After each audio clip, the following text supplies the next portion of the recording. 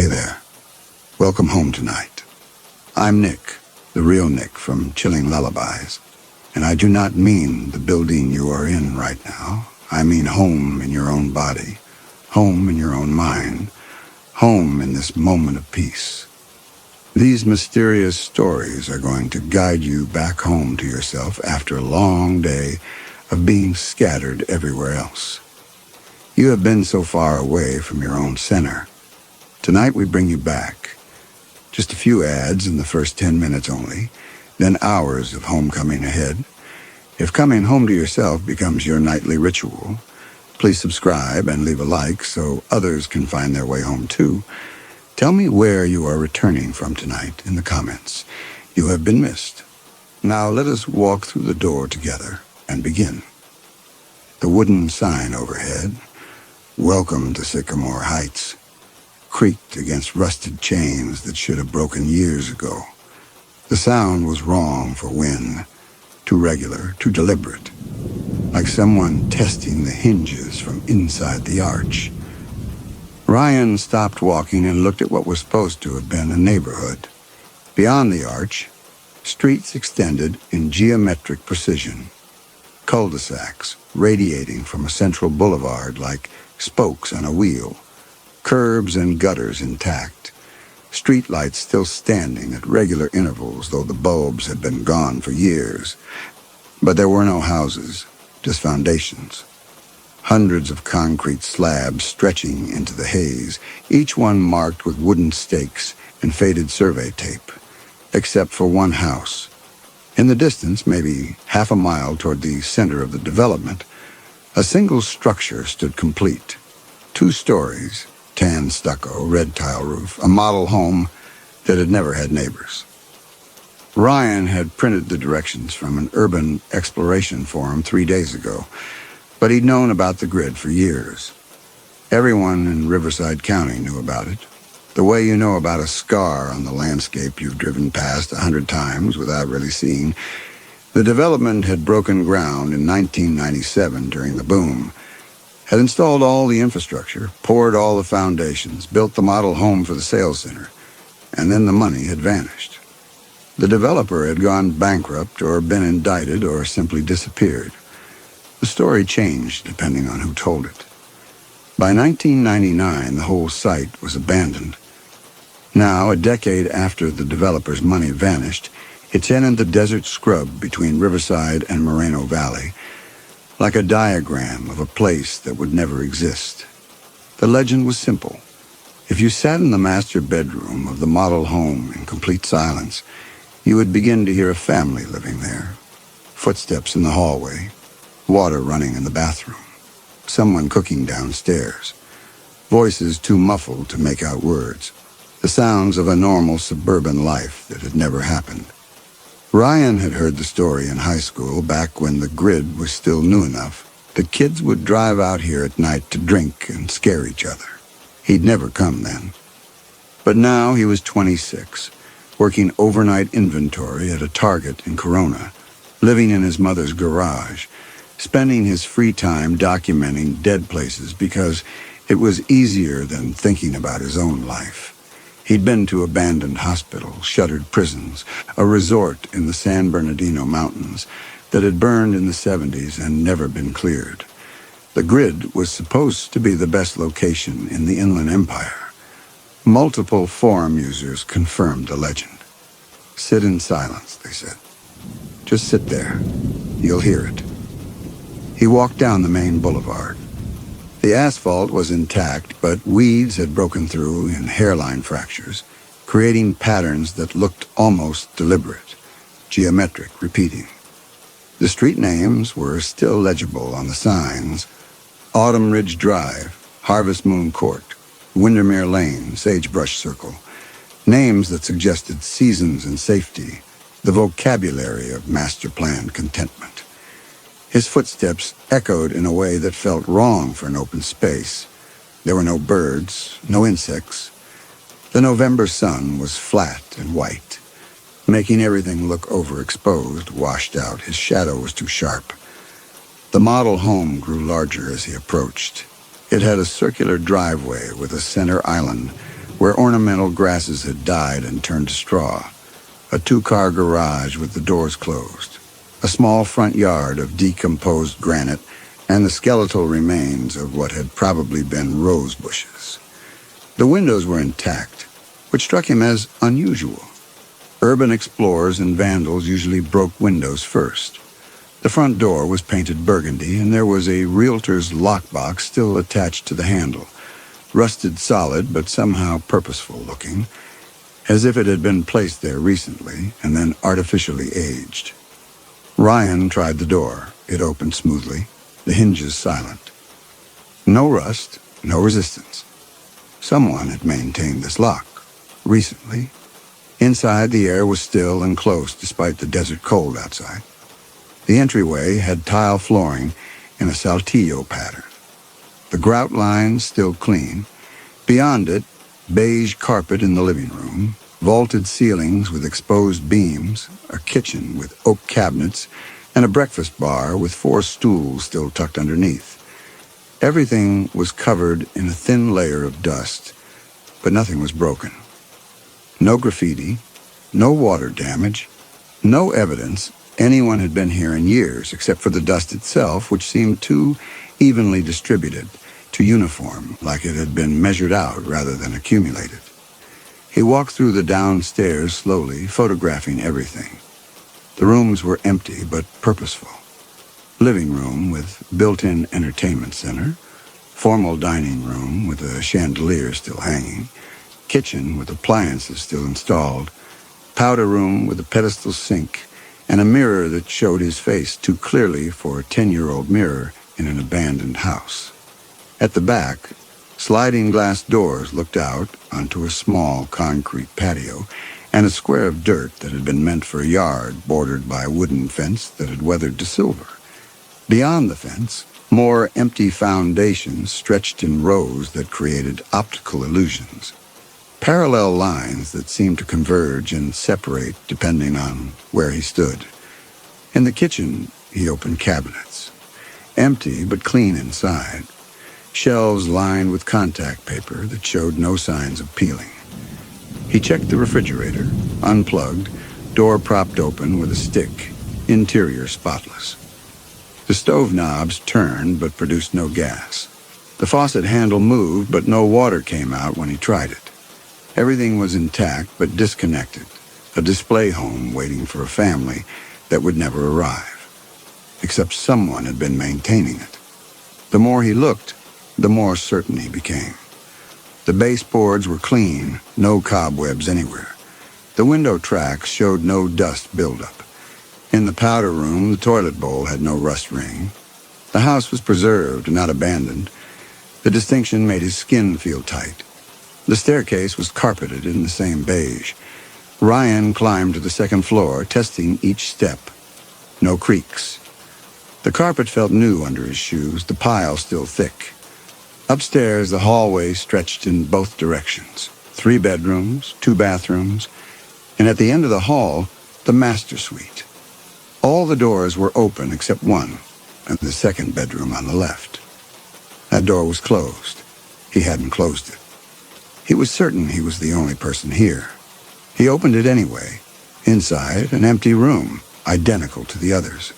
Same carpet, same closet, same window. But when he stepped inside, the door swung shut behind him with a soft click. He tried the handle. It turned freely and the door opened. No lock, no mechanism. Just a door that had closed on its own. Ryan photographed the room, then moved on. The master suite was at the end of the hall. The door was open.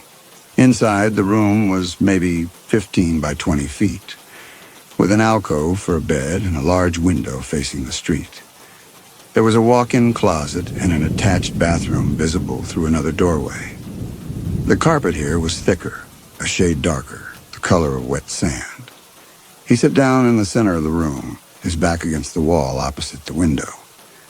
He silenced his cell phone and set it beside him. The battery was at 40%. He took out his digital camera and set it to voice-activated recording. If he heard something, it would catch it automatically. Then he checked his watch. 11 to 52. He would sit until at least 1 o'clock. Give the silence time to develop. For the first 10 minutes, he heard nothing except his own breathing and the faint creak of the house settling. The silence had texture, dense, almost humid, like the air itself was holding still. He became aware of his heartbeat, the whisper of blood in his ears, the small, wet sounds of swallowing. His body was loud in the quiet. Then, faintly, something else. A sound like water running through pipes. Ryan held his breath. The sound continued for maybe 15 seconds. Not a drip, but a flow, steady pressure, like someone filling a bathtub or running a shower. Then it stopped. He counted to 30. Nothing. Just the silence again, somehow thicker now, as if the sound had compressed it. He exhaled slowly. Residual plumbing, probably. Pressure in the lines, except the utilities had been shut off years ago. He'd checked the forum post carefully. No water, no power, no gas. The house was a shell. But the sound had been real. He'd heard it. The camera had probably caught it. Footsteps in the hallway. His spine went rigid. The sound was unmistakable. Someone walking on carpet, the soft compression of weight and release, moving from the stairs toward the master bedroom. 3 steps. 4. 5. Then silence. He stared at the doorway. Empty. The hallway beyond was empty. But the footsteps had been right there. Maybe 10 feet away. Ryan didn't move. His camera was recording. The green light was steady. He counted his breaths. 5, 6, 7, 8. And then he heard a door close somewhere below him. A gentle click. The kind an interior door makes when someone pushes it shut without slamming. Not the front door. An interior door. The powder room, maybe, or one of the downstairs bedrooms. This was what the forum had described. Ambient sounds. Evidence of occupation. The house remembering what it had been built for, or something else. The forum posts had been vague about causes, specific about effects. Everyone heard the same things. Water, footsteps, doors, always in that order, always starting around noon. He sat for another hour. The sounds continued, irregular but persistent. A cabinet closing in the kitchen. He heard the distinctive double thump of a door shutting against a magnetic catch. A toilet flushing. The rush of water and the refill cycle that followed, maybe 40 seconds of sound. At one point, a rhythmic thumping that might have been someone coming downstairs or might have been something being dragged across a floor. No voices, though. Nothing he could attach to a specific person. Just the sounds of a house being lived in, performed by no one. At 1:20 p.m., according to his watch, the sound stopped. The silence returned, total and immediate. Ryan sat for another 15 minutes to be sure, then stood up. His legs were cramping, his back stiff. He picked up the camera and checked the recording. 2 hours and 40 minutes captured. He'd review it later, see if the microphone had picked up what his ears had. The sun had moved. The room was different now, the light coming from a different angle, creating shadows he hadn't seen before.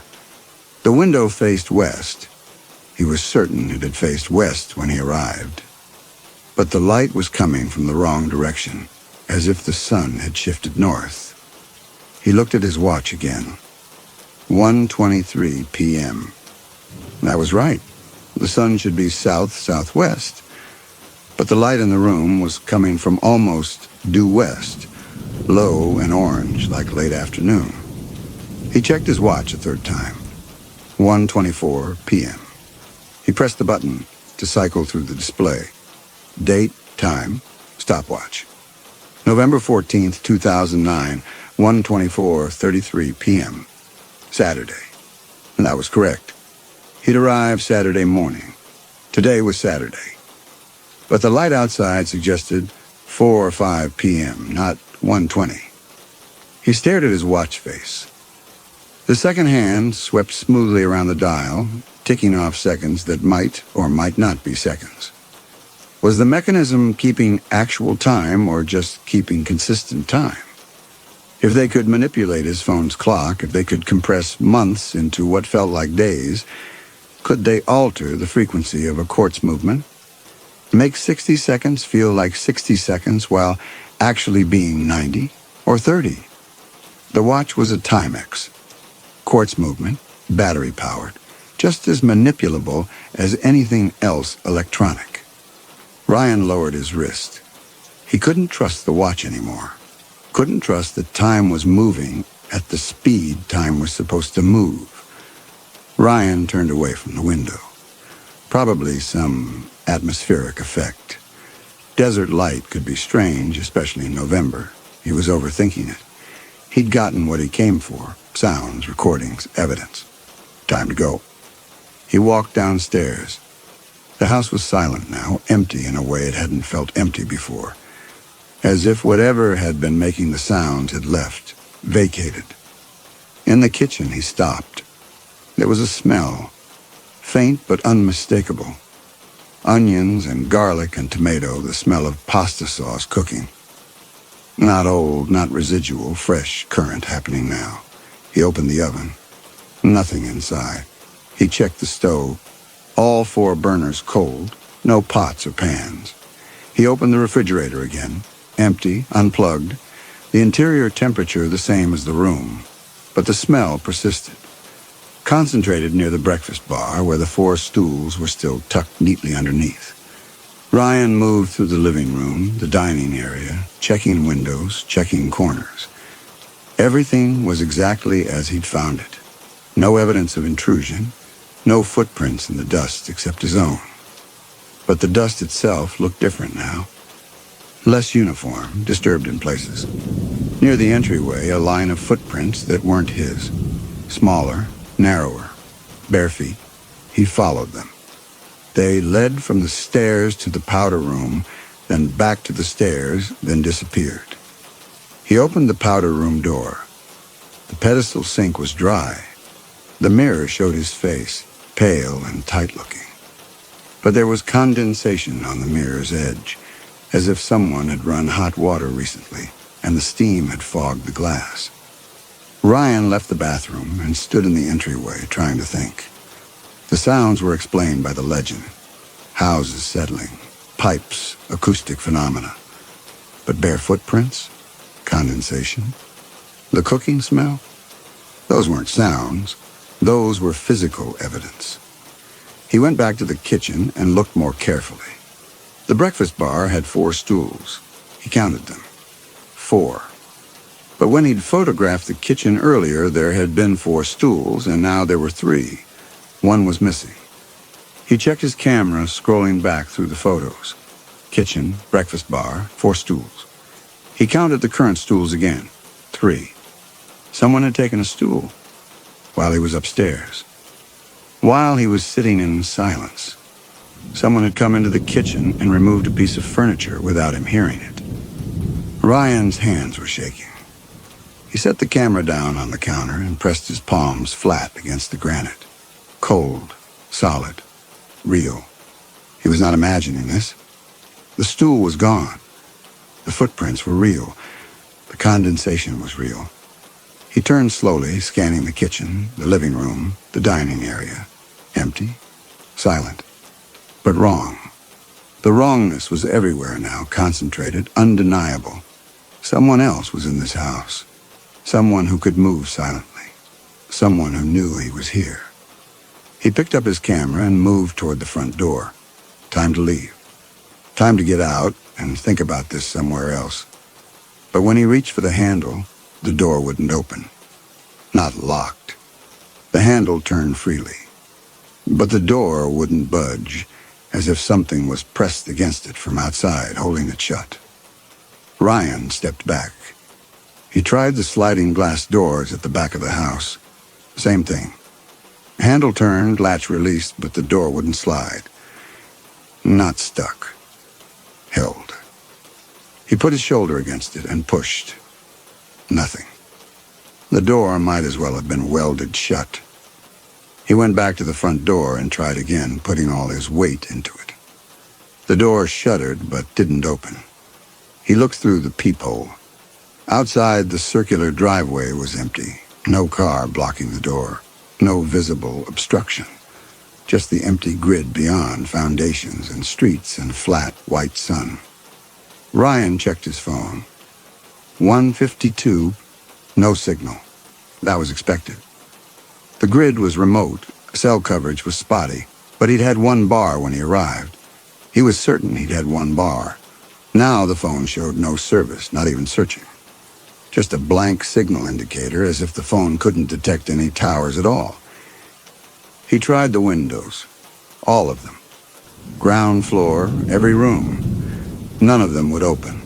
The latches moved, the handles turned, but the windows wouldn't budge. He found the missing breakfast stool in the powder room, tucked behind the door, and carried it to the living room. He considered breaking a window with it. But something stopped him. Some instinct that breaking the glass would be worse than being trapped. That whoever had moved the stool wanted him to break something. Was waiting for him to break something. He set the stool down near the sliding glass door and stood there trying to think. The forum post hadn't mentioned this. People heard sounds, got scared, left. No one had reported being trapped. But then maybe they had reported it and he hadn't seen those posts. Maybe those posts had been deleted. Or maybe no one who got trapped had made it out to post about it. Ryan picked up his camera and walked through the house again, photographing everything. Evidence. Documentation. If he was trapped, he needed to record what was happening. The stool near the door. The footprints that didn't match his shoes. The condensation on the mirror. The doors that wouldn't open. He photographed all of it systematically, forcing himself to stay calm, stay analytical. In the dining room, he found something new. On the wall above, where a hutch might have stood, there were marks. Small holes in the drywall, arranged in a pattern. 4 clusters of holes, each cluster forming a rectangle, about 8 inches by 10 inches. Picture frames, probably. Someone had hung pictures here and then removed them, but the holes were fresh. The drywall dust on the floor below was white, not yellowed. Recent damage, done today, done while he was upstairs. He photographed the holes, then moved on. In the living room, the entertainment center's shelves showed similar signs. Rectangular dust outlines where objects had sat and been removed. Books, maybe, or DVDs. The outlines were crisp, distinct. Not 10 years old. Not even 10 days old. Ryan went upstairs again. The bedroom door that had closed on its own was open now. He hadn't opened it. The hallway was empty, silent. He walked to the master bedroom and sat down in the same spot back against the wall. His watch said 2:38 p.m. The light in the room was still wrong, orange and slanting, late afternoon light. He looked out the window. The shadows outside were long, dramatic, impossible for 2:38 p.m. in November. More like 5 p.m., maybe later. He checked his watch again. Still 2:38 p.m. The second hand was moving. The watch was working. But the light outside didn't match. Then he heard it again. Water running in the pipes. Closer this time. Not downstairs, but in the master bathroom. Just through the doorway. The sound of a shower running. He stood up and walked to the bathroom, moving carefully, quietly. The door was open. Inside, a standard bathroom.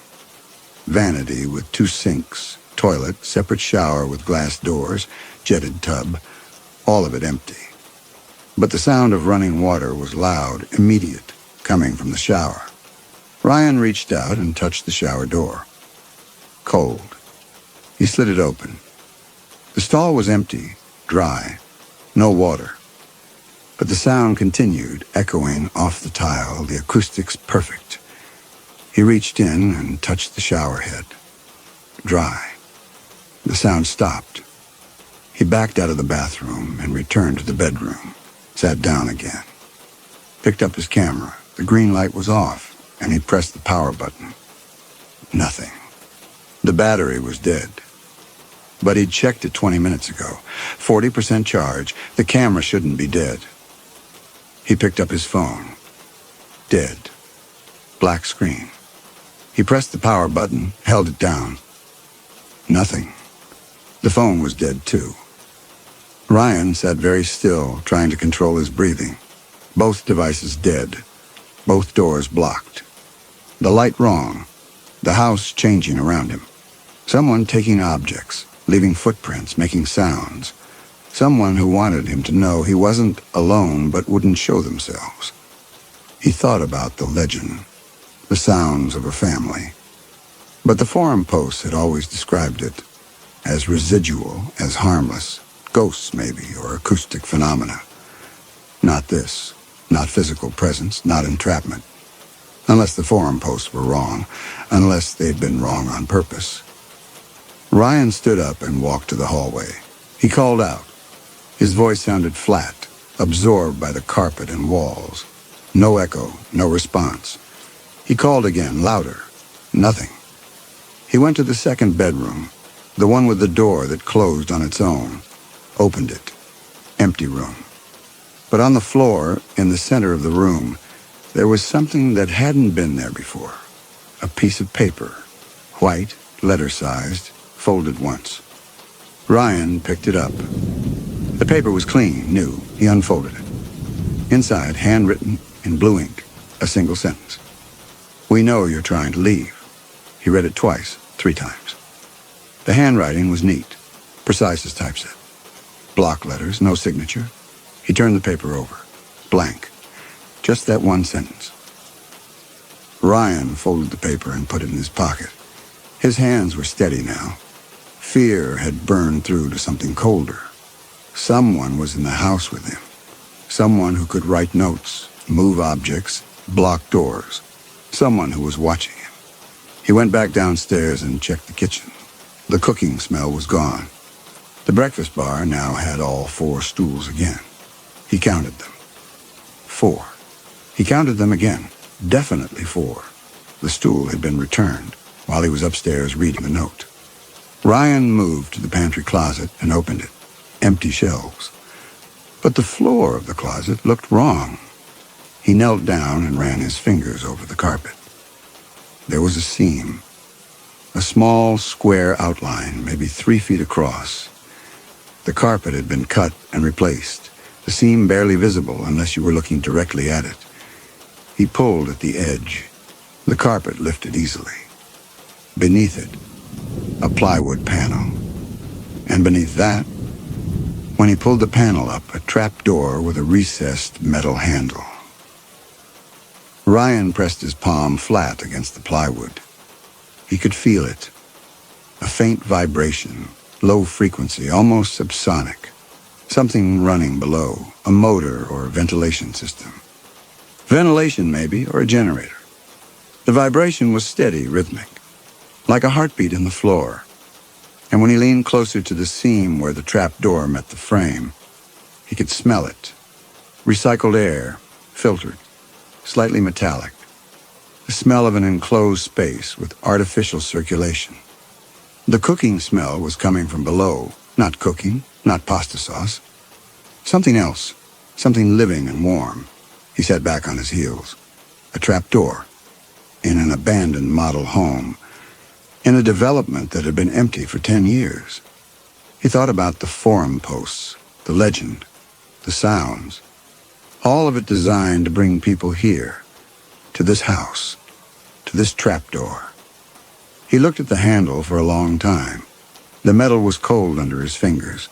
The vibration continued, patient and steady. Then he gripped it and pulled. The trapdoor opened smoothly, almost soundlessly, revealing a ladder descending into darkness. Ryan turned on his phone's flashlight, forgetting it was dead. But when he pressed the power button, the phone turned on. Full battery. The clock showed 3:06. The camera app opened without hesitation, the flash ready. The phone was working again. He aimed the light down the ladder. Aluminum rungs bolted to a concrete wall. At the bottom, maybe 12 feet down, he could see tile flooring and the edge of what looked like a hallway. Clean, maintained. Lit by some source he couldn't see from above, Ryan climbed down. The space below was not a basement. It was a bunker. The walls were poured concrete, smooth and unmarked. Soundproofing panels covered the ceiling. Black acoustic foam in a pattern of pyramids. Recessed lighting ran along the hallway in both directions, fluorescent tubes that hummed faintly.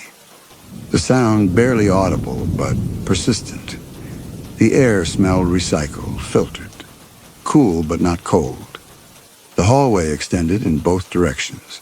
To his left, it ended in a heavy door with a keypad lock. To his right, it opened into a larger room. Ryan could hear something from the larger room. A television or a radio, voices that weren't quite clear enough to understand. He moved toward the sound because it was human. Because after hours of wrongness, human voices felt like proof that reality still existed. The room was a living area, a couch, 2 armchairs, a coffee table, with magazines spread open as if someone had just been reading them. A kitchenette along one wall with a microwave and a hot plate that was still warm. A pot of red sauce cooling on the burner. The smell he detected upstairs. This was the source. And sitting on the couch, looking up at him with expressions that were careful and measuring, were a man, a woman, and 2 children. The man stood slowly, his movements deliberate and non-threatening. Hands visible, palms out. He was maybe 40, medium build, wearing jeans and a flannel shirt that looked slept in. His face was tired in a way that suggested months or years, not days. Lines around his eyes, a tightness in his jaw that spoke of constant vigilance. The woman stood too, positioning herself between the children and Ryan. She was younger, blonde, wearing sweatpants and a university hoodie that had been washed so many times the logo was barely visible. Her posture was protective but not panicked. She'd done this before, stepped between her children and a stranger. The children watched Ryan with enormous eyes that didn't blink often enough. The boy was maybe 8, wearing a striped shirt and corduroy pants. The girl was younger, 5 or 6, in a dress that looked homemade. Both of them were too still, too quiet. Children who'd learned not to make noise. Ryan stood in the doorway, not entering the room fully. His brain was trying to process. Real people living below an abandoned house. The cooking smell, the sounds, all of it suddenly and horribly rational.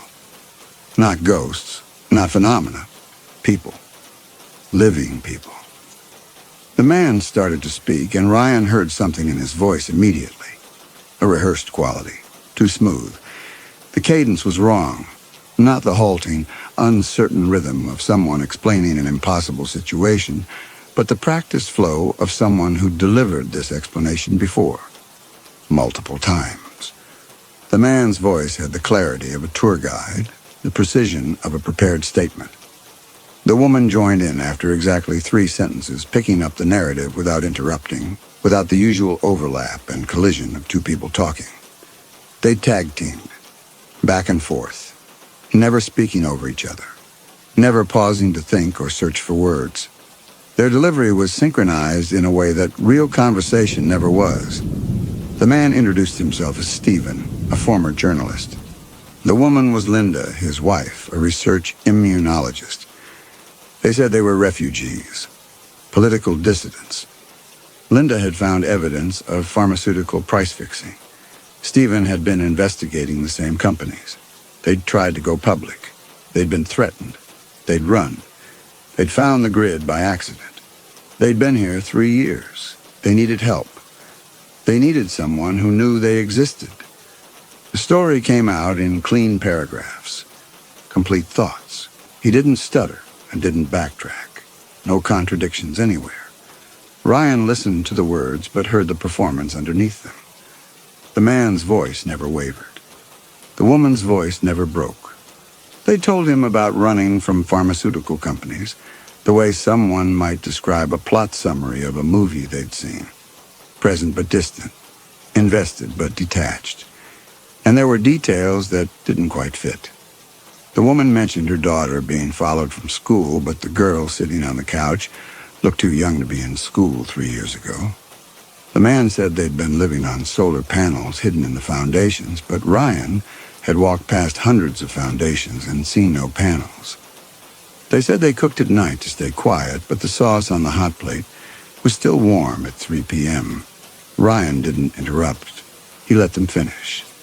When they stopped talking, the silence that followed was expectant, waiting for his response, waiting to see if he'd accepted the story.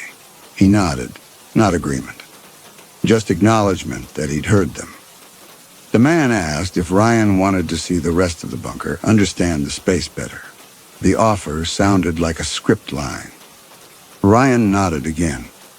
The bedrooms were small but organized. The children's room had drawings taped to the walls, crayon sketches of houses and families, and a surprising number of pictures of the sun, bright and yellow and too large, a nightlight plugged into the wall, books stacked on a shelf, elementary readers, chapter books, a few textbooks that suggested homeschooling.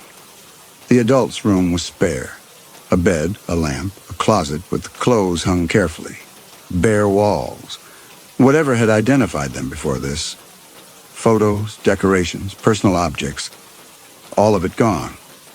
The bathroom had toothbrushes in a cup, shampoo bottles in the shower, towels folded on a rack. A medicine cabinet with the usual supplies, painkillers, bandages, antibiotic cream. Everything was maintained, cared for, clean, in the way that suggested ritual. This was a life, not just survival. The man showed him the storage area through another door. Shelves of canned goods, bottled water, batteries, first aid supplies, a generator in the corner, a water filtration system. Everything you'd need for long-term occupation. Everything that made the refugee story plausible. Ryan moved back to the main room and looked at the folding table in the corner. There were papers on it, held down by a coffee mug. The top sheet was visible. Medical records, pharmaceutical company letterhead, data tables, the evidence the woman had mentioned. The proof of their story. But beneath that top sheet, Ryan could see the edge of something else, something larger, a different kind of document. He moved closer, looking at the papers without touching them. The woman saw him looking and her voice changed.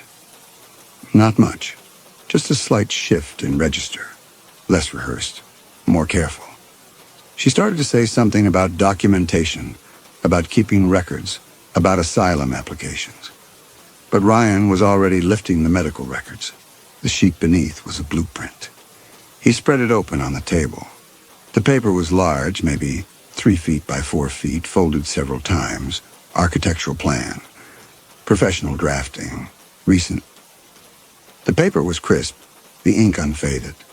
The blueprint was sitting right there, on top of other papers, where he'd find it. Where anyone would find it if they explored the bunker. That felt deliberate. But everything here felt deliberate. Even the things that looked like mistakes. It was a map of the grid.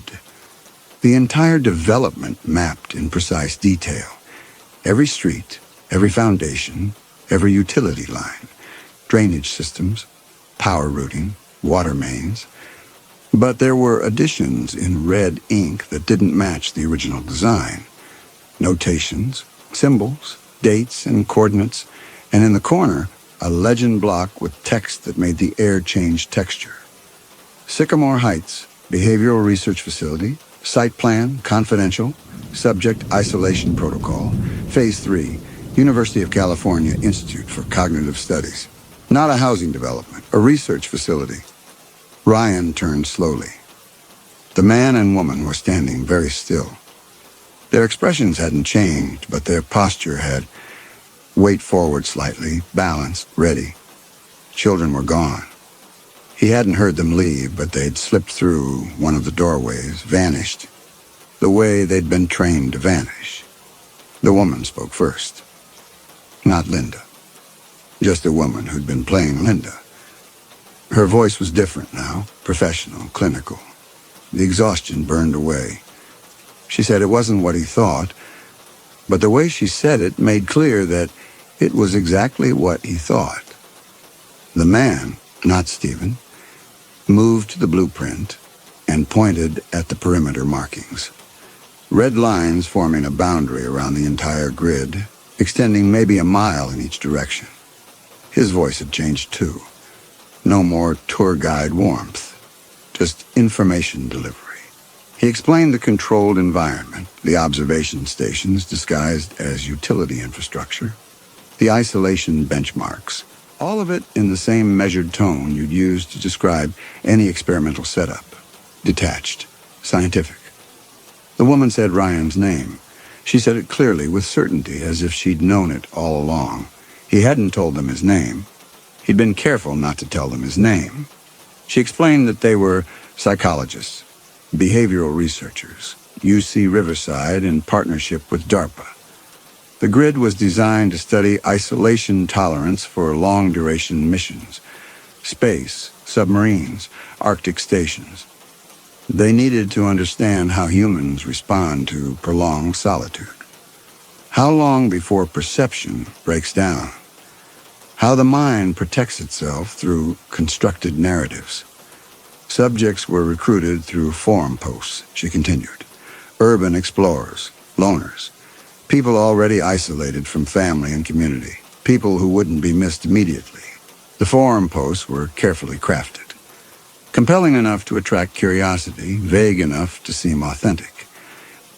Once subjects entered the grid, environmental controls manipulated their perception.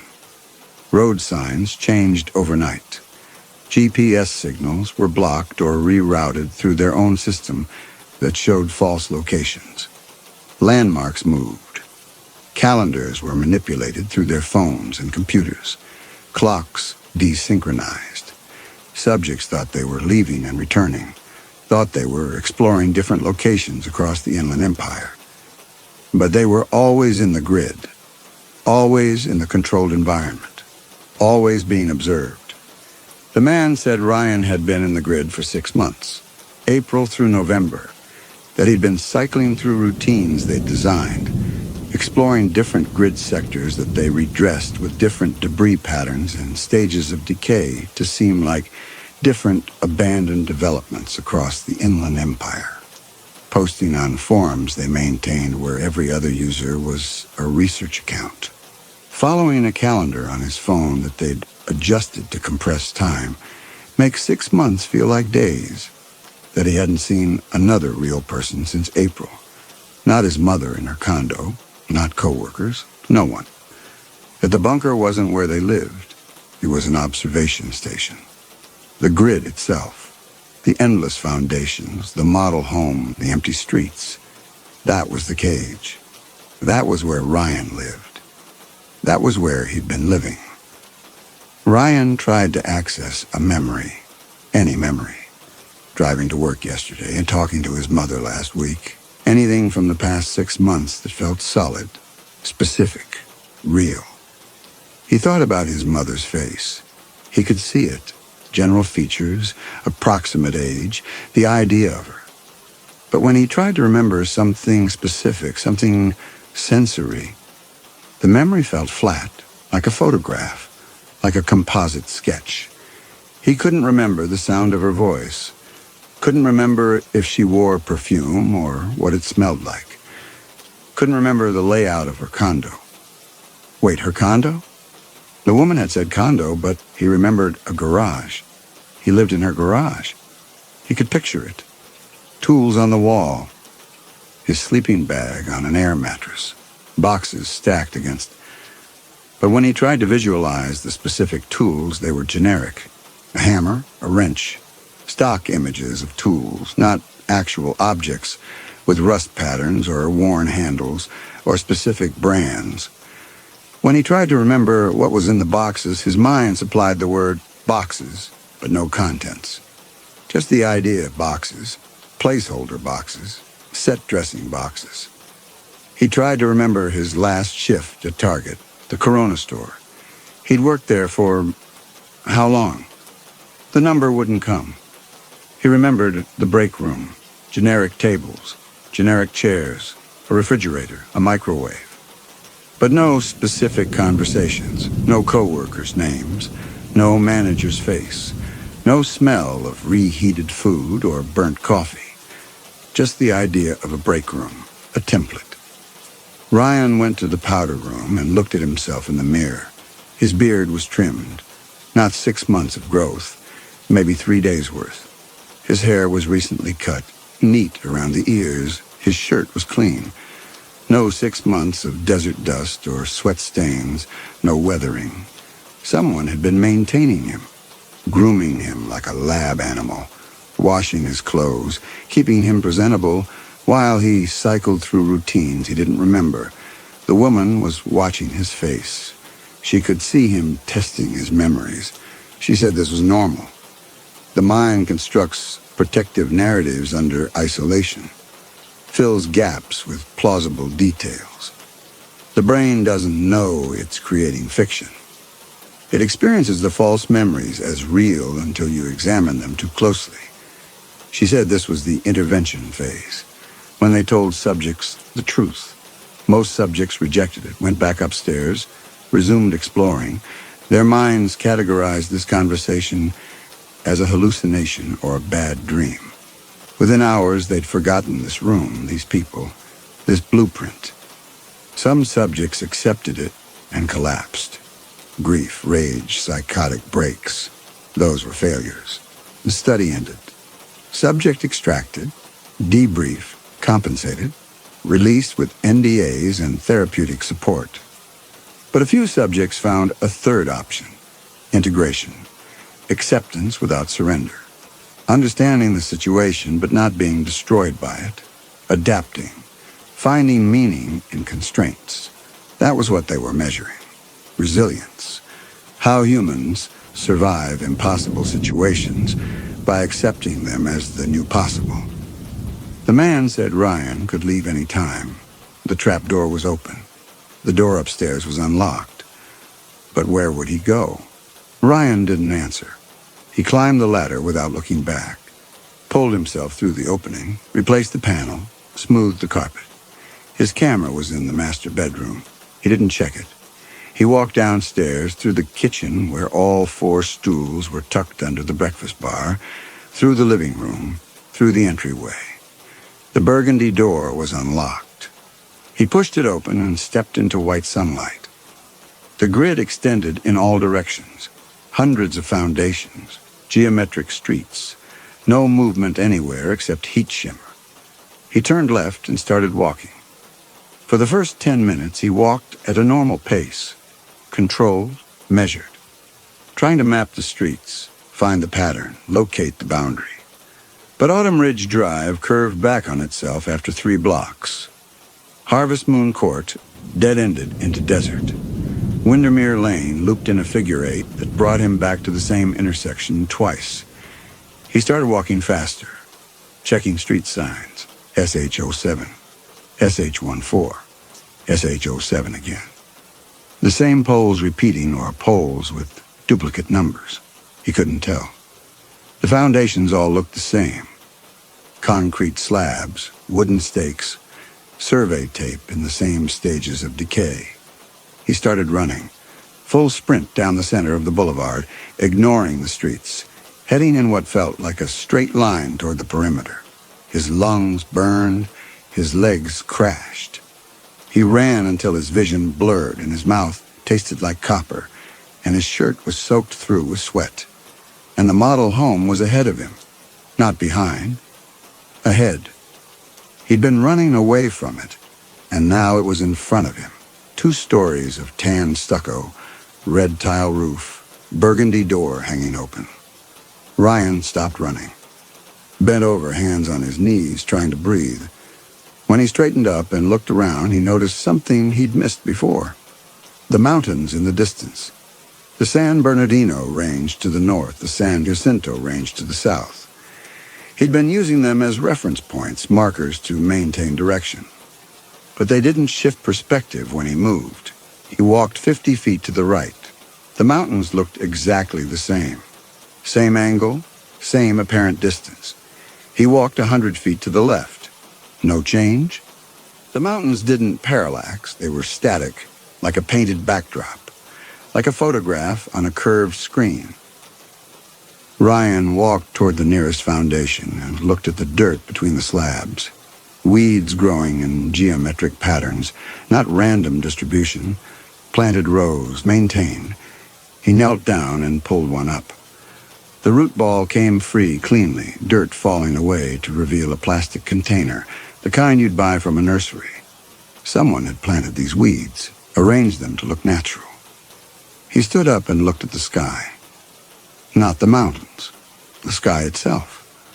The sun was a white disk, flat and even, without the corona or the depth you'd see if you looked at an actual burning star through atmospheric haze. The light didn't come from a point source. It was diffuse, ambient. Like stadium lighting designed to eliminate shadows, except they'd programmed shadows in anyway to make it look real. And the haze at the horizon. When he looked closely, really looked, he could see it wasn't quite right. Too uniform, too stable. A real desert haze would shimmer, would shift with convection currents. This haze was static. And beneath it, almost imperceptible, unless you were looking for it, there was a texture, a very faint pattern, like pixels, like resolution limits on a projection. He looked back at the mountains, the painted mountains, the sky projection beyond them. The grid was visible from the freeway, he knew that. People drove past it all the time, but the sky here was enclosed, artificial. Both things couldn't be true. He stopped trying to make them both true. Somewhere above all of it, probably, lights. Engineered light sources mimicking the sun. Running on timers the researchers controlled. Day and night programmed to regulate his circadian rhythms. Keep him functioning within parameters. Ryan turned in a slow circle. The entire grid visible from here. Streets radiating from the model home at the center. Foundations in concentric rings. The projected mountains beyond, the artificial sky above. A terrarium, a habitat. A controlled environment where even the weeds were placed deliberately and the sun was a light bulb. Ryan walked back to the model home. The burgundy door was still open. He stood on the threshold for a long time, looking into the beige silence. Then he went inside, climbed the stairs, walked to the master bedroom, sat down, back against the wall, the same position he'd started in. Below him, he could hear the sound starting again. Footsteps, water running. The faint murmur of voices. Not a family now, and not even pretending to be a family. Just researchers. Colleagues discussing data, his data, analyzing his route choices, recording how long he'd run before giving up, and measuring his acceptance. Ryan sat perfectly still and looked around the room. The corners where the walls met the ceiling. The closet door slightly ajar. The bathroom doorway. They were watching him. Cameras hidden in vents or smoke detectors or built into the structure itself. They'd been watching him for 6 months. They were watching him now. He kept his face angled toward the corner where he suspected the primary lens was positioned. Not hiding his expression. Not performing emotion he didn't feel. Just making sure they could see him clearly. Making sure the data was good. He sat with his back straight, his breathing regular, his hands relaxed in his lap. Interesting, but stable. Adapted, but not broken. A subject who'd reached integration. A subject worth keeping. Outside the window, empty streets and foundations stretched into haze.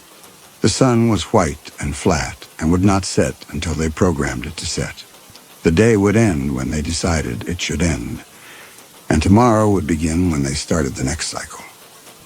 Ryan didn't know if this was real, didn't know if the grid was actually a research facility or if that was another layer, another story designed to see how he'd respond. Didn't know if the bunker was an observation station or if the people down there were also subjects, testing whether he'd accept a conspiracy theory more readily than ghosts. Maybe everything the woman had said was true. Maybe none of it was. Maybe the only real thing was that he was here, in this room, unable to leave, and the reasons didn't matter anymore. He sat very still and listened to the researchers working below, made sure his face stayed visible to the cameras, made sure his breathing stayed regular, made sure he looked like someone who'd accepted the situation, someone who could survive it, someone worth studying. Because if he wasn't worth studying, they'd end the experiment. And he didn't know what happened to failed subjects. Didn't want to find out, so he sat and breathed and waited for them to tell him what happened next. The sounds went on.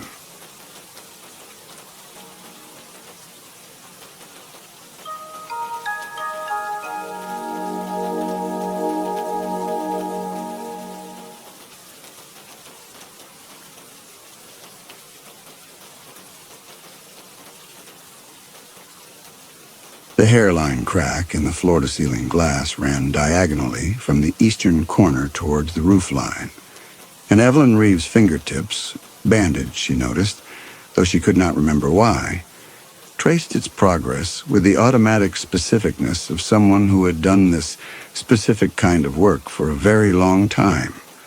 Light poured through the wall of windows, turning the empty main room into a kind of luminous box, and she stood in the center of it with her leather portfolio open on the floor beside her, cataloging the damage with a concentration that felt both familiar and somehow unearned, as though she were performing a role she had rehearsed but could not quite recall learning. The crack felt wrong beneath her fingertips. She traced it again, more carefully this time, and realized it was shallower than it looked. More like a surface score than genuine structural damage, as though someone had etched the appearance of a fissure into the glass without understanding how actual stress fractures propagated through laminated panels. The wrongness was subtle enough to miss on visual inspection, but her hands knew the difference between cosmetic detail and authentic deterioration. The bandages troubled her more than the amnesia itself. They were professional-grade gauze, wrapped with clinical exactness, and when she flexed her fingers, she felt the pull of adhesive against skin that showed no tenderness, no active pain. Someone had changed these dressings recently, within the last day perhaps, and yet she had no memory of unwrapping the old gauze or applying fresh bandages. The care was too meticulous to be her own work performed in a fugue state, which meant someone else had access to her while she slept. She turned her hands over and noticed something odd. The bandages were thicker than necessary for simple wound dressing, and when she pressed her fingertips together, she felt something rigid embedded in the gauze, small, hard points that might have been reinforcing strips or splints, though her fingers moved freely and showed no sign of structural damage requiring support. She knew things. She knew that this house was a 1974 Brenner original, one of only 3 glass pavilions the architect had completed before his death, and that the structural integrity depended on a steel frame system that had been revolutionary for its time, but was now compromised by decades of moisture infiltration. She knew that the teak cladding on the interior walls should be stripped and refinished with tung oil, and that the original cork flooring would need to be sourced from a specialty supplier in Denmark. She knew the exact angle of the roof overhang required to prevent water damage while maximizing natural light. What she did not know was how she had gotten here, or when, or why her hands were wrapped in gauze, that someone else had applied. The professional knowledge remained intact, while everything personal had been scooped out and replaced with static. The asymmetry felt deliberate, as though someone had performed surgery on her memory and chosen carefully what to remove. The glass house stood in a clearing deep in the Maine woods, accessible only by a dirt road that wound through dense stands of white pine and hemlock. Her supplies had been arranged on the counter: work gloves, a respirator mask, bottles of mineral spirits and linseed oil, her own tools in their familiar canvas roll. The arrangement disturbed her. The tools were positioned exactly as she would have positioned them herself, laid out in the order she preferred for this kind of work, but she had no memory of unpacking them. Someone else knew her habits with an intimacy that went beyond observation. She returned to the windows and resumed her assessment, recording measurements in a leather-bound notebook that appeared to be hers, but something was wrong with the notebook. The earlier entries showed work she had no memory of performing, detailed measurements of wall sections she had not yet examined, calculations that would have required hours of careful documentation. The handwriting was unmistakably hers, but the chronology made no sense. She flipped backward and found more. Sketches of finished teak panels dated 3 days ago. Notes about cork replacement dated 5 days ago. A complete structural assessment of the fireplace dated a week ago. Either her memory was more fractured than she had realized, or she was doing work she could not consciously recall. By afternoon, she began washing the windows, working methodically until the glass gleamed. But as she worked, she noticed something that made her pause. Some of the windows were already clean. Not recently cleaned, but pristine, as though they had never accumulated dust at all. She had not cleaned those windows, or she had and could not remember doing it.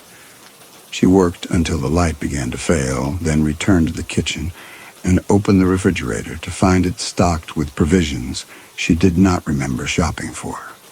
She ate standing at the counter, watching the last daylight drain from the clearing, and when full darkness came, the forest closed in around the glass walls like a fist, turning the interior into an island of visibility suspended in a void. The transformation was disorienting. With the interior lights on and the woods utterly black beyond the polycarbonate, the walls became mirrors, reflecting her figure back from every angle. She moved toward the eastern window and pressed her palm against the surface, and her reflection did the same.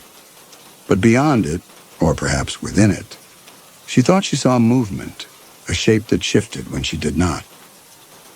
She turned off the overhead light and stood in darkness. The woods were not completely black. There were gradations, textures, the faint suggestion of tree trunks against slightly lighter sky. But she could see nothing distinctly, and anyone standing 15 feet beyond the glass would be entirely invisible to her while she remained perfectly illuminated from their perspective. She turned the light back on, and the walls became mirrors again, multiplying her solitude. Every movement reflected from a dozen angles, and she felt the weight of observation from the darkness beyond, though she could not tell whether she was looking at her own reflection or something standing just on the other side of the pane. She found a narrow cot in the storage room, already made up with clean sheets. Her duffel bag sat beside it with her clothes neatly folded, along with a toiletry kit and a bottle of prescription sleep medication with her name on the label. The pills were unfamiliar, but her memory had become a landscape of missing pieces, so she swallowed one with the water from the tap and lay down as the medication pulled her under. The dreams had the texture of memory, specific and detailed, but refused to cohere into narrative. She saw herself in a conference room with fluorescent lights, hands folded on a polished table. She saw soil samples in plastic bags. She saw a man in a suit standing in a doorway, watching her with an expression she could not interpret. She woke with her heart racing and the conviction that something terrible had happened. But the feeling evaporated as soon as she tried to examine it. The medication left her groggy, and she lay on the cot for a long time watching pale morning light filter through the storage room's single window. She could hear soft, rhythmic tapping, a faint, percussive sound that seemed to emanate from somewhere behind the sealed brick facade of the fireplace in the main room. The sound was irregular, like someone testing a telegraph key, and it filled her with sourceless unease. The tapping had a pattern, she realized. Not random, but a sequence that repeated every 43 seconds, and the regularity suggested intention rather than equipment malfunction. She rose and walked barefoot toward the fireplace, which occupied the center of the north wall, a massive structure that appeared to be rough-cut brick rising to the ceiling. The tapping was louder here, and she pressed her palm against the surface and felt a faint vibration. The bricks themselves were wrong. Brenner had never specified brick fireplaces in his glass pavilions.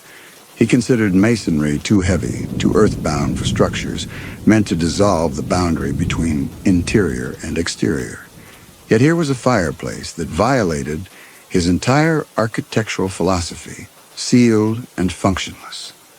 She ran her hands along what appeared to be mortar joints and found them smooth and recent. But when she pressed harder, she realized the texture was slightly off, too uniform, too consistent, as though someone had textured panels to simulate brick and mortar rather than laying actual masonry. She rapped her knuckles against the surface and heard a hollow sound that confirmed her suspicion. This was not solid brick, but facade panels designed to look like brick. This fireplace had been installed recently. It was not original. It was something else, an addition, an alteration, a concealment. The tapping stopped.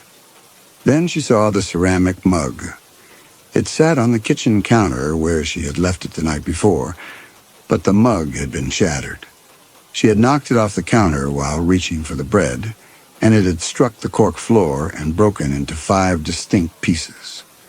She had swept up the fragments and thrown them in the trash bag beneath the sink.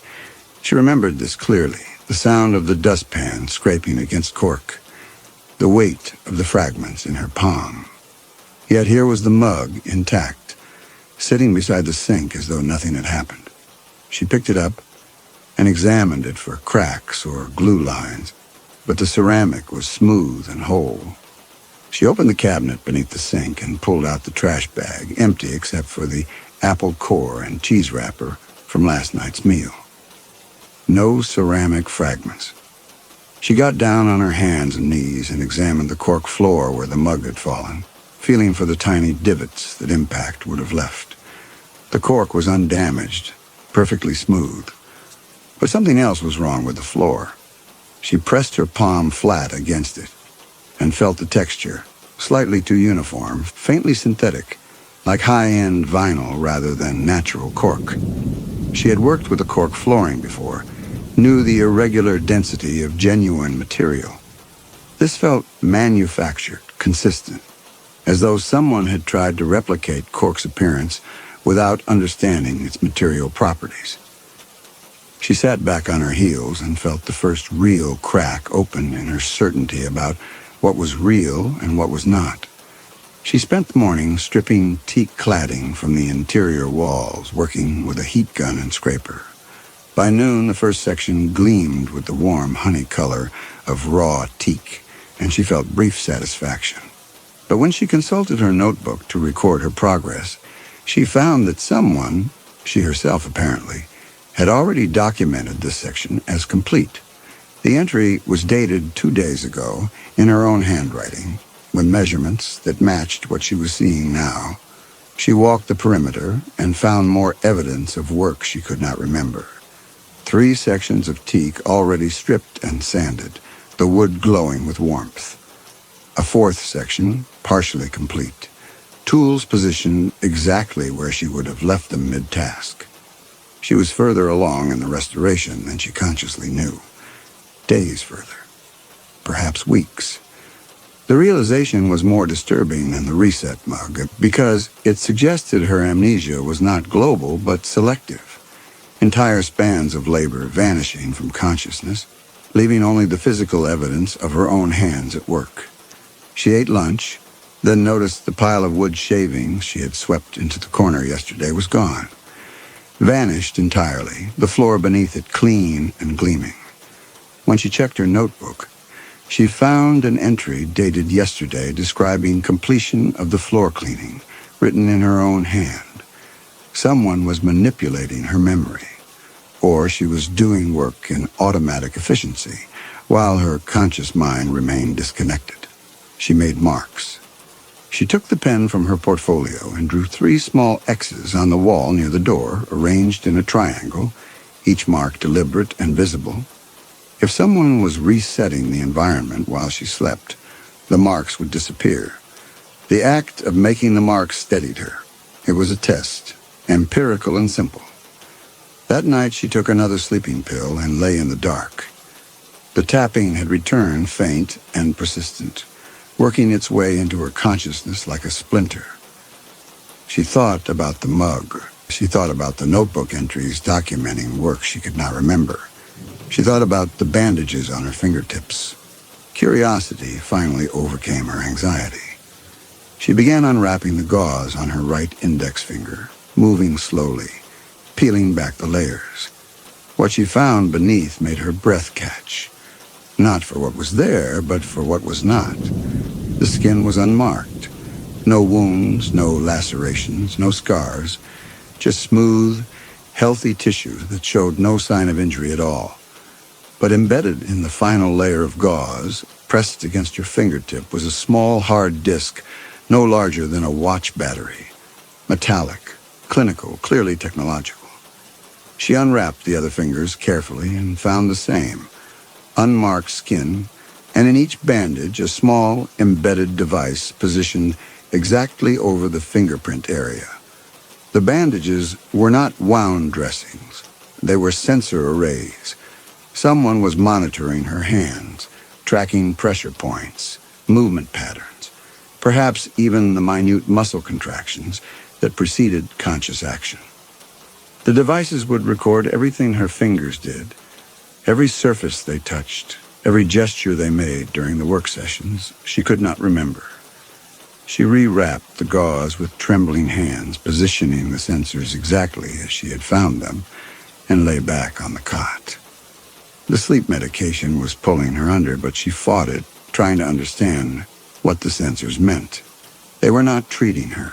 They were studying her, using her hands as instruments to locate something, monitoring her procedural movements for patterns that would reveal information her conscious mind could not access. But the medication was stronger than her will, and she felt herself sliding into darkness. She woke to find the marks on the wall gone. She ran her fingers over the teak where she had drawn the 3 X's, and the wood was smooth and unmarked. But the notebook showed new entries dated overnight, describing work she had supposedly completed while asleep. Final sanding of remaining teak sections, application of tung oil, preparation of materials for cork floor replacement. She walked through the room and found the evidence. Every teak panel now stripped and sanded, the wood gleaming with fresh oil that was still tacky to the touch. Tools arranged in positions she would use for the next phase. The restoration was progressing without her conscious participation, her body moving through familiar tasks while her mind remained elsewhere, sedated and unaware. Someone was not just resetting the environment. They were advancing it, pushing the project forward through stages she could not consciously remember completing.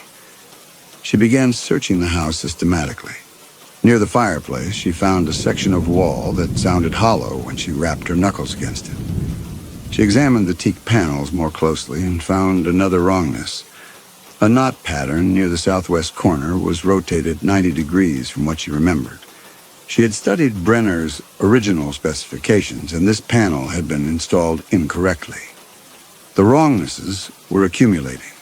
Synthetic cork, rotated wood grain, simulated crack in the glass, brick facade instead of solid masonry, the sensors in her bandages, each detail small enough to dismiss individually, but together they suggested The entire environment might be false. Not a restoration, a replica. The tapping started again, louder now, definitely coming from behind the brick facade. She understood with sudden cold certainty that someone was inside the house with her. Concealed behind the facade, watching through hidden apertures, manipulating her while she slept, using the sensors in her bandages to track every movement her hands made. The knowledge hardened into rage. She went to the storage room and retrieved a sledgehammer, and she swung it into the brick facade with all her strength. The impact jarred her arm, and the first blow did nothing but crack the surface coating, but she swung again, and on the fourth strike, the facade panel cracked and shifted inward, revealing it was not solid masonry, but modular construction designed to simulate brick.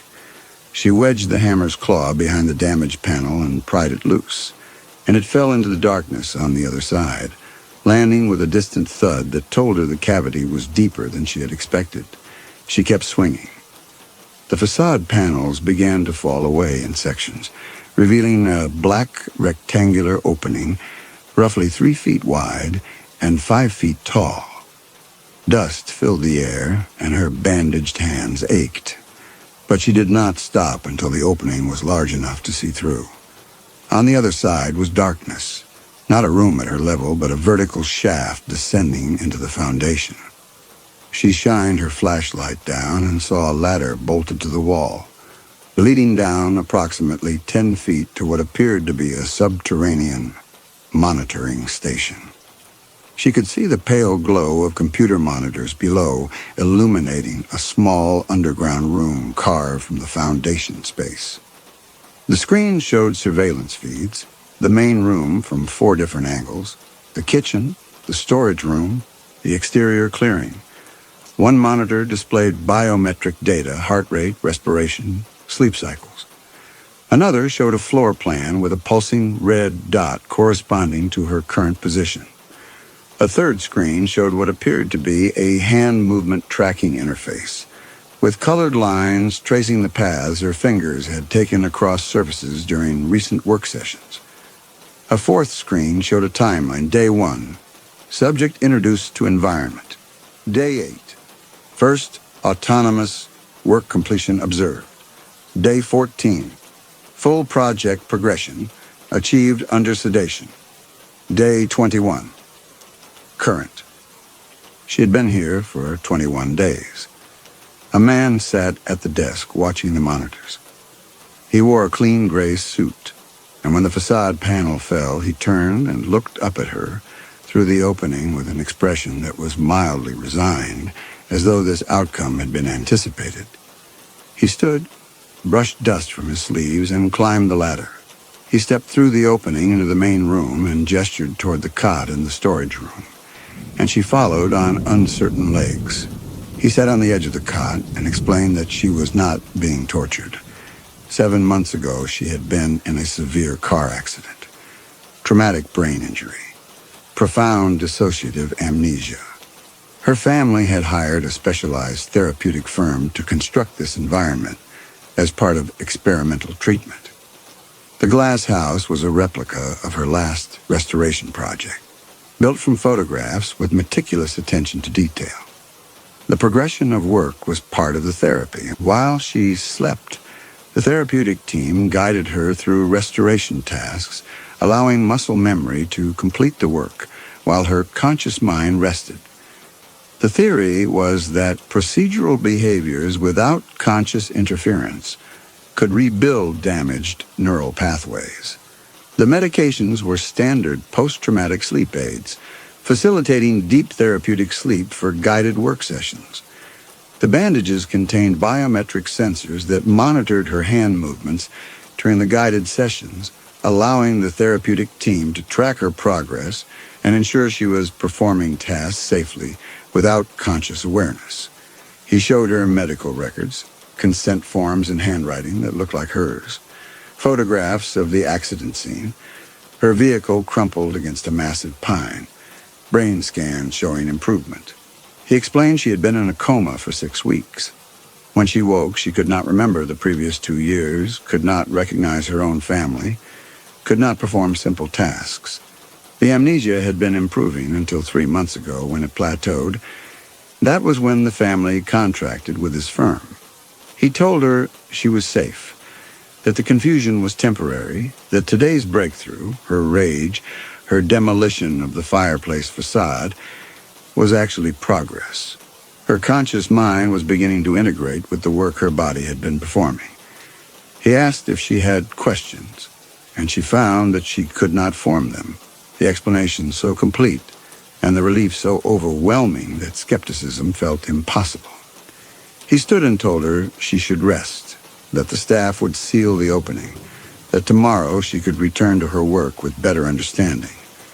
Then he stepped back through the gap and descended the ladder. She sat on the cot for a long time, trying to hold on to the relief and finding it already beginning to slip. The wrongness revealed itself slowly. The sensors in her bandages gnawed at her. Therapeutic monitoring didn't require concealment. Why present them as wound dressings? The deception suggested the monitoring served a purpose she was not meant to understand. Consent forms signed when she'd emerged from a coma, unable to remember her own name. The legal impossibility of that bothered her more than the amnesia itself. The accident photograph showed vehicular damage that should have killed her. Medical improbability compounding legal fraud. The cork floor that felt synthetic. The wood grain rotated wrong. The simulated crack in the glass. The brick facade instead of solid masonry. If this was a replica, how perfect could it actually be? She rose and walked back to the opening in the facade, looking down into the monitoring station below. The man was gone, but the monitors were still active. She descended the ladder carefully. On the desk beside the monitors was a folder. When she opened it, she saw not additional medical records, but spreadsheets, dense columns of figures, and at the top of each page was a logo, a green leaf inside a hexagon, and beneath it the words, Pinnacle Agricultural Systems. She knew that logo. The knowledge surfaced with a flicker of association, courtroom testimony, her own voice saying something about soil contamination levels exceeding federal limits.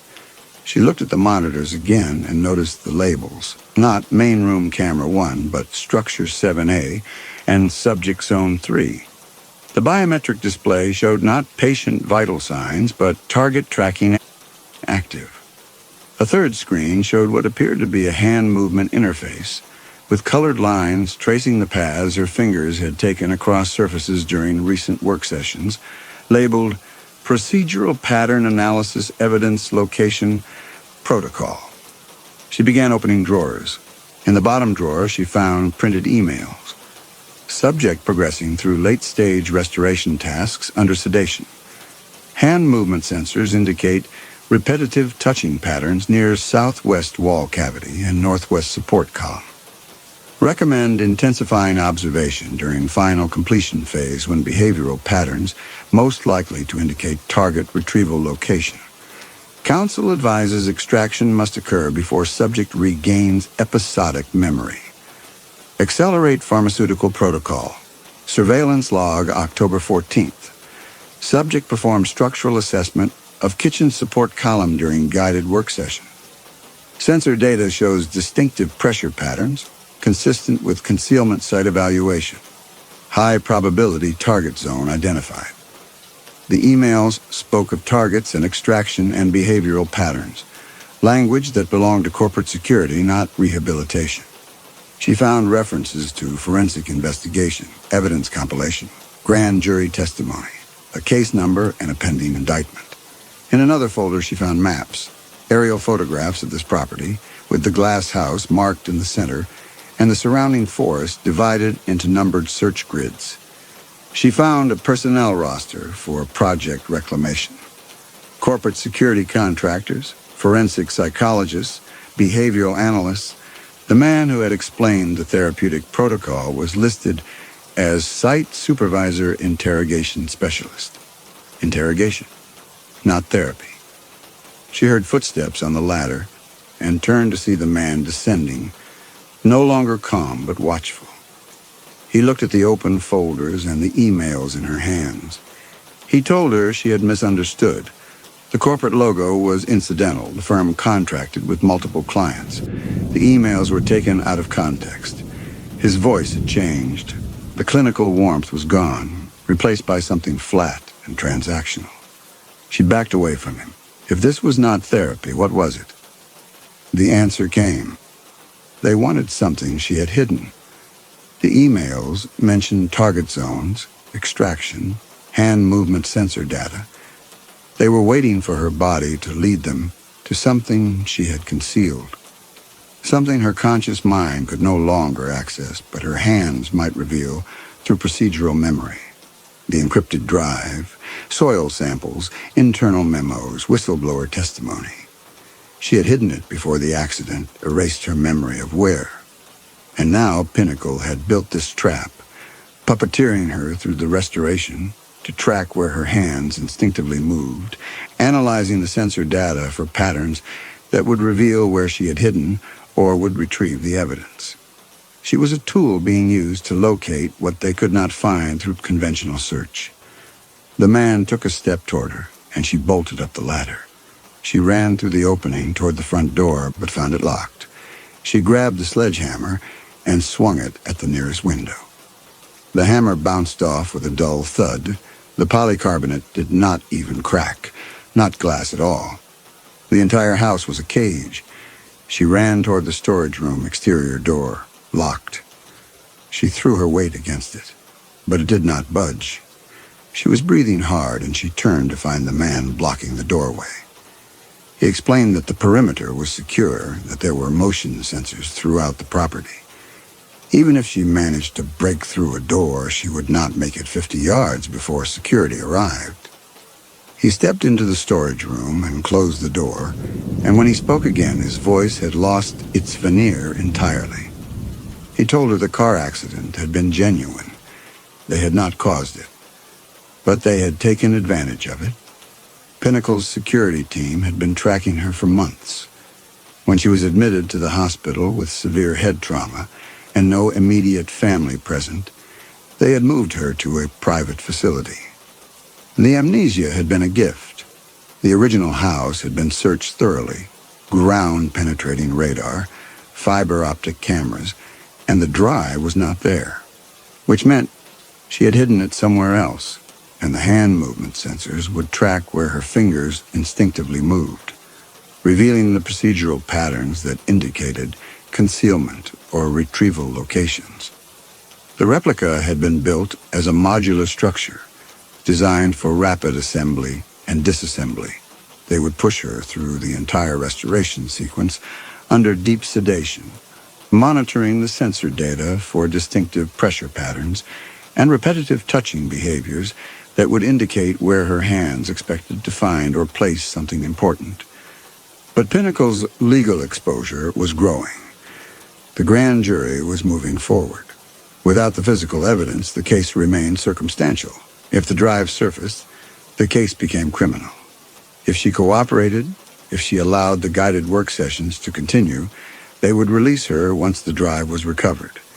If not, they had pharmaceutical options not yet deployed, techniques borrowed from coercive pharmaceutical stress escalation methods documented in classified operational memos. Ways of fragmenting consciousness further until procedural memories surfaced without any conscious awareness at all. She listened and felt something inside her settle into cold focus. They were going to keep her here indefinitely, sedate her more heavily, puppet her through final restoration stages, analyze the hand sensor data for patterns, wait for her unconscious movements to betray what her mind refused to reveal. And when she led them to the drive, or when they decided she never would, they were going to kill her, she looked at the man and understood that her only leverage was his ignorance. If she told him the drive was not in the replica, he might kill her immediately. But if she pretended to cooperate, she might buy time. She told him she would cooperate. She needed time to think and she would allow the guided sessions to continue. He left her in the storage room and locked the door from the outside. She sat on the cot in darkness and tried to assemble fragments of memory. The original house had been in Kennebunkport, a glass pavilion on a wooded lot overlooking the Atlantic. She had spent 3 months there. The project had been nearly complete when the accident happened, but she did not remember hiding anything there. Then other memories surfaced. The attorneys in the conference room, their warnings about Pinnacle, the grand jury testimony, her hands shaking as she authenticated soil samples documenting contamination levels that exceeded safe thresholds by factors of 10 or 20 or 50. The lead attorney telling her that Pinnacle would come after her. Going back to the Kennebunkport house after testimony, feeling watched for the first time, a black SUV idling at the end of the dirt road, small wrongnesses that accumulated into paranoia, making a decision. The drive would not stay in the house. It would go somewhere else. Somewhere they would not think to look. Somewhere her professional work would never have taken her. The memory stopped there, fragmenting into static.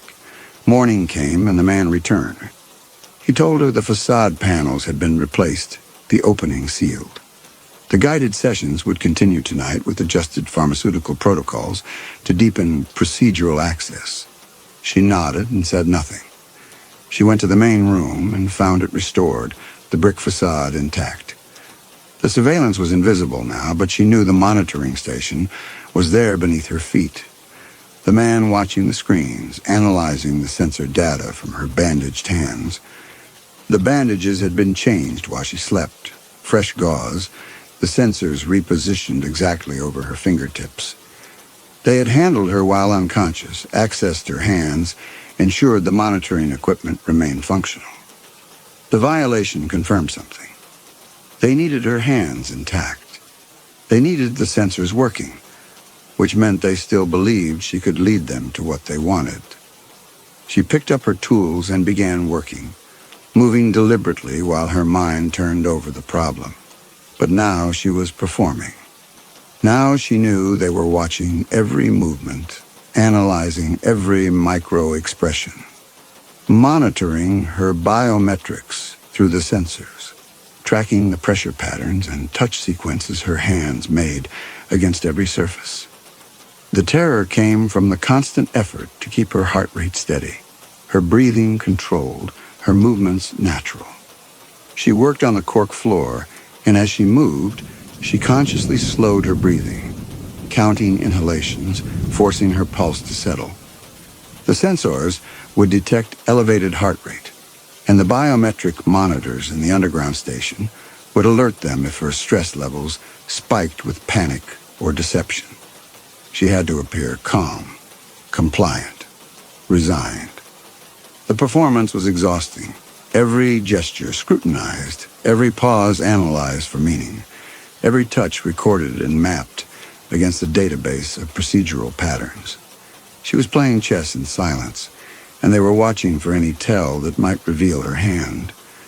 As she worked, her eyes kept returning to the southwest corner, not from any subconscious pull, but because something about that section bothered her professional instincts. The teak panel there showed the rotated wood grain she had noticed before, and the baseboard had a gap wider than the others. Someone had taken that panel off recently and had not put it back correctly.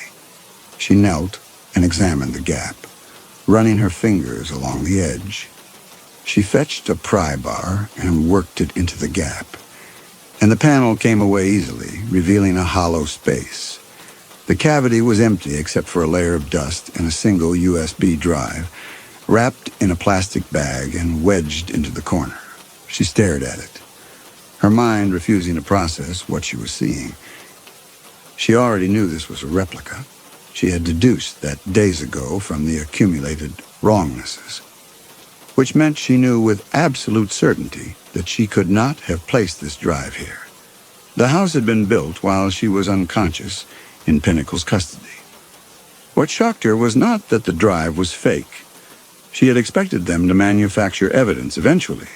What shocked her was the sophistication of the test they had constructed.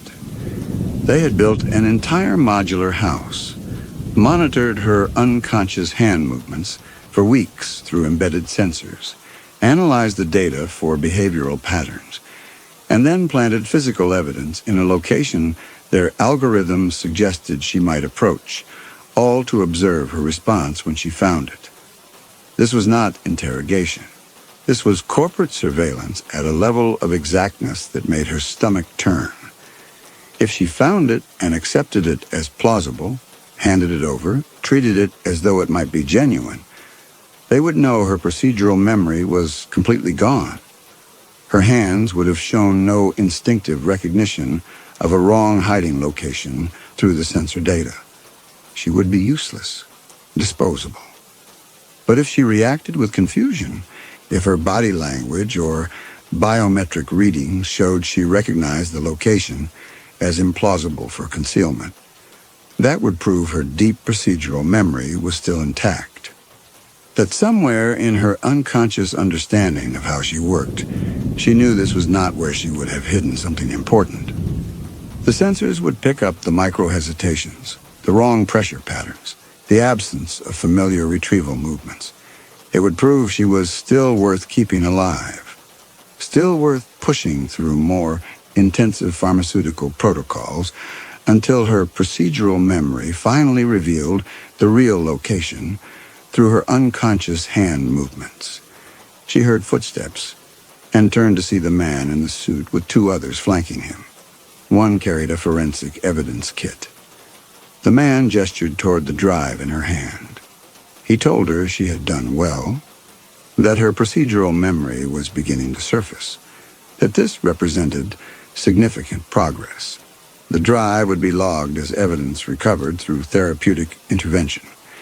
He told her she would be released within 48 hours. She understood every word was a lie. She looked at the drive, this fake, this plant, this test of her behavioral response, and made a decision. Her stated plan had been to pretend cooperation, to buy time. But accepting this obvious plant would mark her as having no procedural memory left, which would make her worthless to them. They would kill her tonight. Rejecting it would prove her unconscious memory was intact, which would trigger escalation to heavier pharmaceuticals. But it would also buy her the 4 to 6 week window before they gave up on the guided protocols. She needed that time. She needed to find the utility chase, to see if it offered escape before her own drugged mind betrayed the real location during a guided session. She did not give them the drive. She closed her fist around it and stepped back. They moved forward in unison. She threw the drive toward the brick facade, but one of them caught it midair, and then they were on her, forcing her to the ground, and she felt the cold bite of a syringe and the warm pharmaceutical bloom of sedation.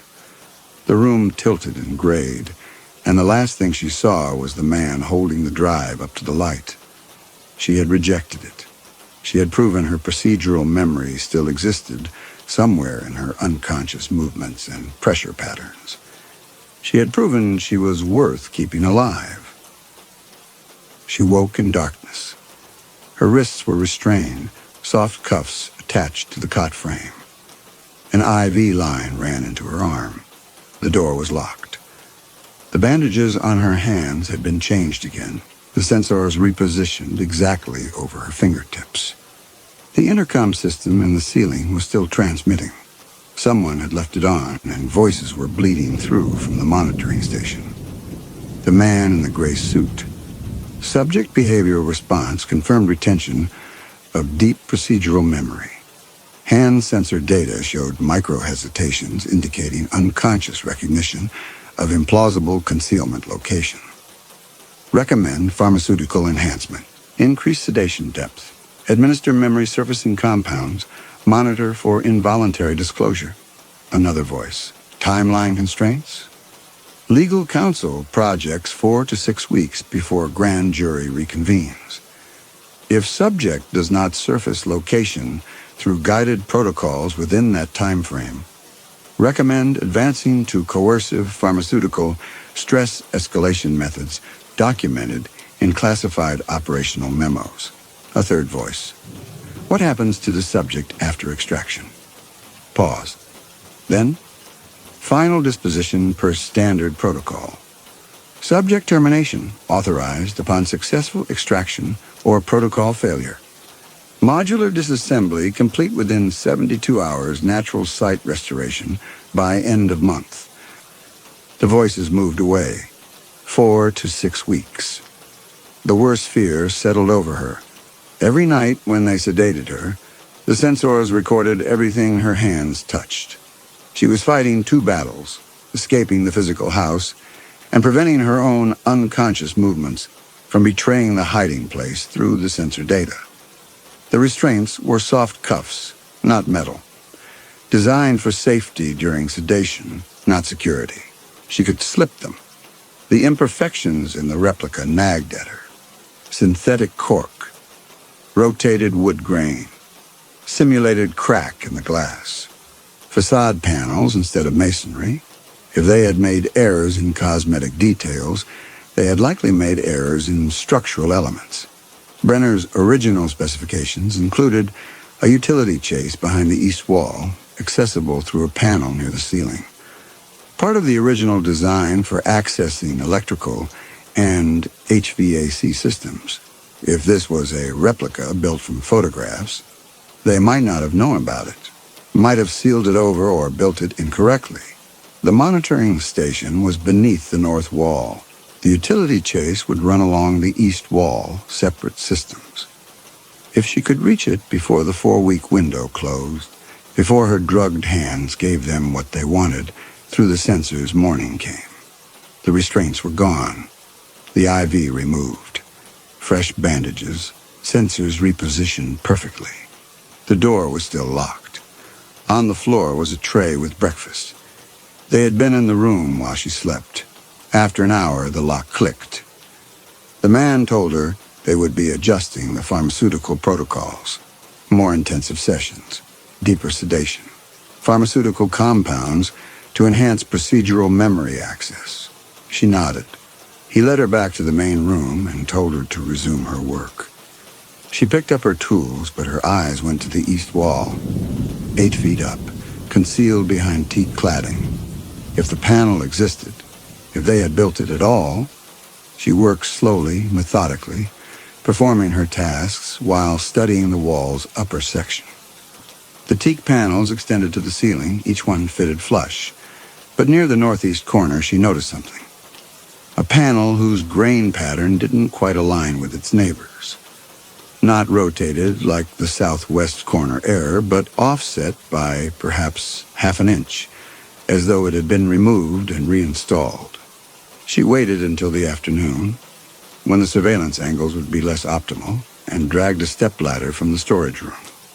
She positioned it against the east wall, ostensibly to examine the roof junction for water damage.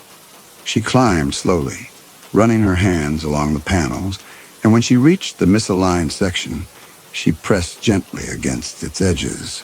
The panel shifted. Not much, just a fraction of an inch, but enough to confirm it was not permanently fixed like the others. She pressed harder and felt it give slightly, then caught herself. If they were watching the monitors closely, sudden structural manipulation would alert them. She descended the ladder and returned to her floor work, but her heart was racing. The panel was there.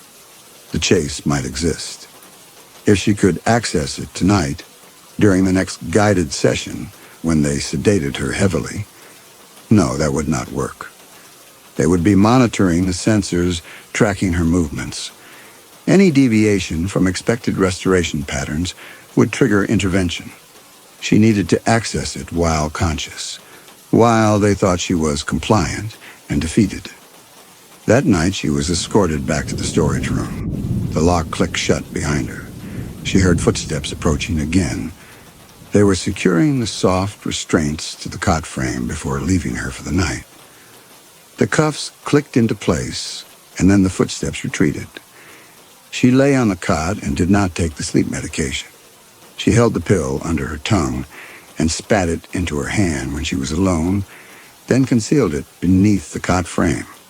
She lay still, breathing slowly, waiting. After an hour, she heard the lock click. Footsteps approached. She kept her breathing even, her body slack. The man's voice, soft. Sedation should have taken hold by now. Check her vitals.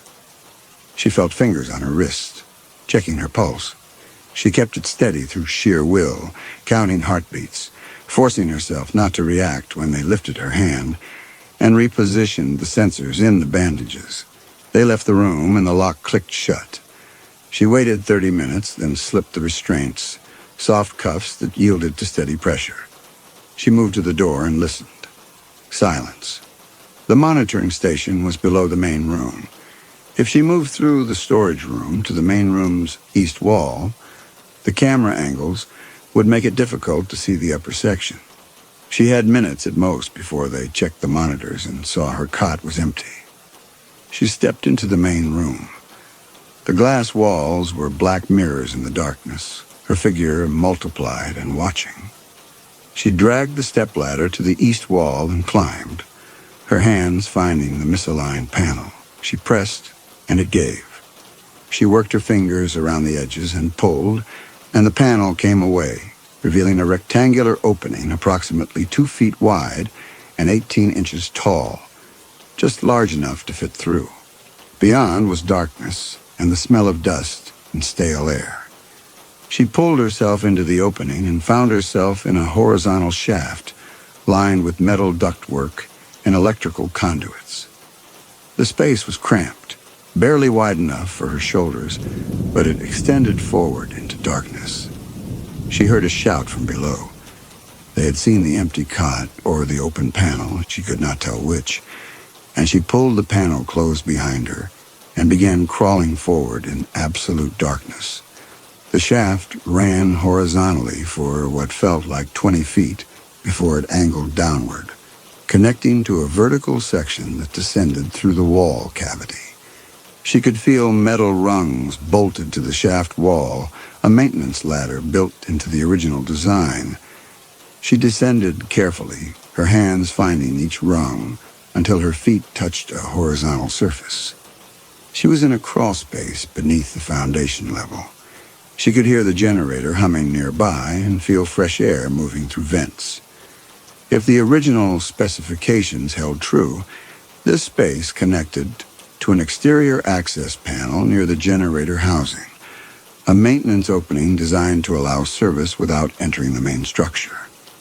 She crawled forward through the darkness, following the sound of the generator and the movement of air until her hands found a metal panel. She pushed, and it gave slightly rusted hinges, protesting, and then it swung open, and she was looking at the night woods and the generator housing 20 feet away. She pulled herself through the opening and stood on grass, her legs unsteady after days of confinement, and the crawl through the chase. The forest was utterly black beyond the generator's faint light, and she could hear voices from inside the house, shouts, confusion, the man in the gray suit barking orders. She ran toward the tree line, and as she crossed into the darkness, she heard the first beams of flashlights sweeping the clearing behind her, searching. The motion sensors would track her. Security would be coming. She had minutes at most. But she was out of the glass cage, and the forest was deep, and somewhere in these woods was a road that led away from this place. She ran into the darkness, and behind her, the glass house blazed with light as they searched for her, and ahead the trees closed around her like a fist, and she did not know if she would find the road before they found her. But she was running, and that was something she had not been able to do for 25 days. She ran, and the surveillance cameras could not follow her here, and the sensors in her bandages could only track empty air, and whatever happened next would happen in darkness where they could not watch.